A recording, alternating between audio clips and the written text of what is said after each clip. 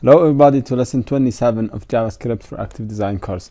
In this lesson we will know the scope of variables, whether local scope or global scope. Let's go to the code. So imagine here I have a variable, okay? Inside the variable the variable name is, for example, variable var1, okay? Let's assign it, for example, with number 5. Okay. Now if I will print this element, this variable, it will be 5. Document, I will see document dot get element by ID. Then I will write here the ID, which is header1, header2, then dot inner HTML. So let's try something. Okay, this inner HTML equal, and let's see var1. Great. Now if we refresh, the var1 will be 5. Great. Imagine here I have a function, okay, and inside the function I will have a function, and this function I will name it function1,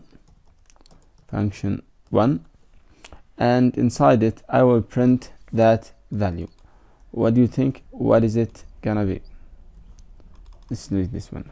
Okay, save it, refresh, it will be 5. Sorry, var1 it hasn't printed, so it's not identified there. To save it, let's change it here and see how it's gonna be changed. For example, let's see var1 and see it will be, for example, 10. When we print it now, it will be 10. Sorry, wait, we should call this function. We will call this function. For example, I will see here click, and or like the following. I will create a button, okay, and inside this button I will say on click, call the function which is function1. Great. And here I say try, save it. So when we click to try, it will print the value we have there, which is 5. So the value is printed here, which is 5. So this, we call it the global variable. Okay, the global variable means even if you are inside the function, you will be able to access that variable. Okay, save it and refresh, try it again, it's 5. Imagine now that I have a variable inside this place. I'm inside the function. I will say var, and I will say var local, okay, equal, for example, let's say 20. Great. Now if I will access that variable from the outside, okay, and I will say var local, I couldn't access that variable. Why? Because it's only local variable. Even if you click whatever, it's not it's not accessible. Why? Because it's only for the function. So this variable is only defined in this function, and it will be only used in that function. So this is what we call it, the local variable.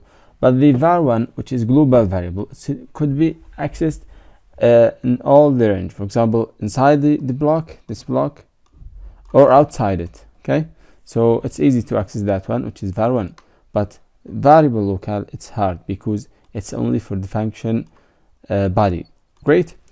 Imagine that I have, for example, changed. I will delete this variable because we don't need it now.